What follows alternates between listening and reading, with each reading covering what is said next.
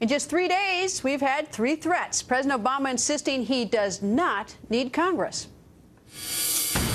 I've got a pen and I've got a phone. And I can use that pen to sign executive orders. Where I can act on my own without Congress, I'm going to do so. I'm also going to act on my own if Congress is deadlocked. And now House Speaker John Boehner's office posting this response on Facebook. President Obama says he has a pen and a phone he can use to bypass Congress. Pens and phones are nice, but we have the Constitution. Senator Rand Paul joins us. Good evening, sir. Good evening.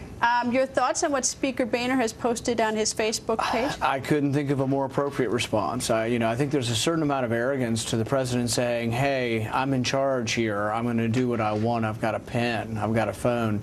Really, though, there's something really profound about the way we set our government up with checks and balances and with these 3 branches of government. And it works for one to check the other so you don't get an abuse of power.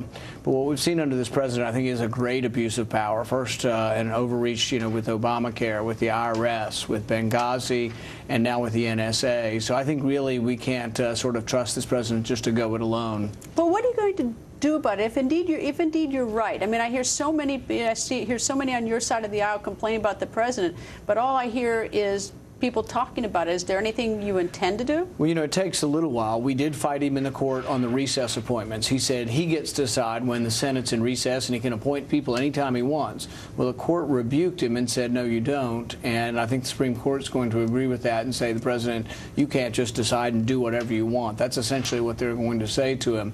We're also suing him over the NSA. We're suing him because we don't think one warrant can apply to hundreds of millions of phone records.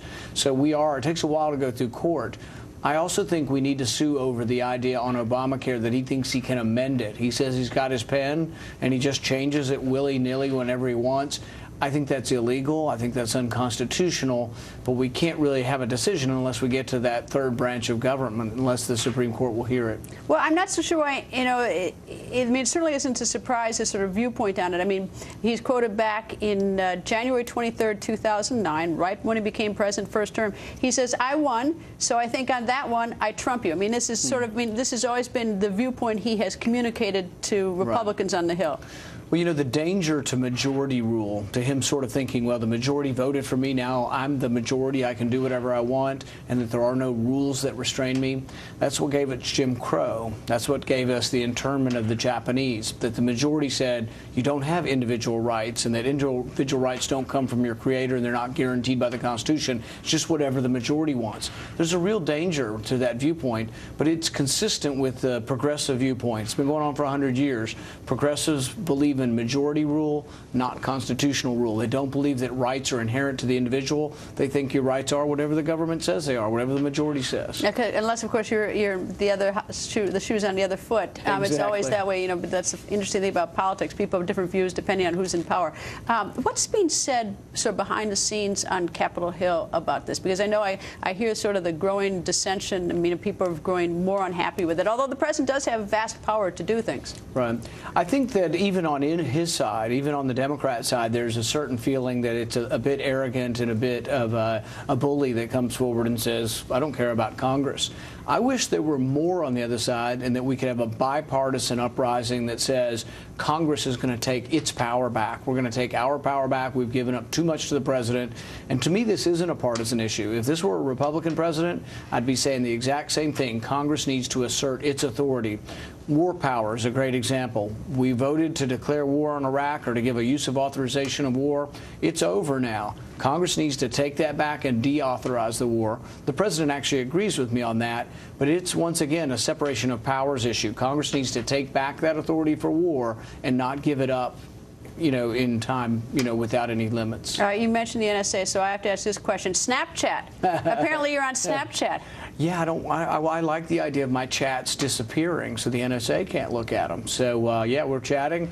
10 seconds really is plenty of time to say what you really want. So so someone wants to hear what you're saying in 10 seconds. They go on to Snapchat, they look for Senator Rand Paul. Is that your login? Yeah, and then it disappears. And you like that? You get to see it for 10 seconds. I think it's novel, and, I think it's fascinating. Kids like it. I think it's not so much, wanting to keep things secret as recognizing that what we say to each other in little snippets of 10 seconds throughout the day isn't so important that it needs to stick around forever. It just disappears and it doesn't waste space on your phone. So what do you expect from the president on the NSA tomorrow? I think he's going to say, trust me, I've got my pen, I'm going to fix it. The problem is I don't think you can trust the fox to guard the hen house. These abuses and this expansive use of power has happened under his watch, and now we're going to trust him to fix the problems. I don't think we can do that. I think Congress should assert its authority to regulate, oversee, and restrain the NSA. But ultimately, I think this has to be decided by the Supreme Court, because I don't think a single warrant should apply to millions of Americans. I think warrants should be specific to the person and the place and the items you're looking for. Well, if you actually read the text of the Fourth Amendment, it's actually quite plain. I mean, it's pretty narrow. But anyway, nice to see you. Thank you.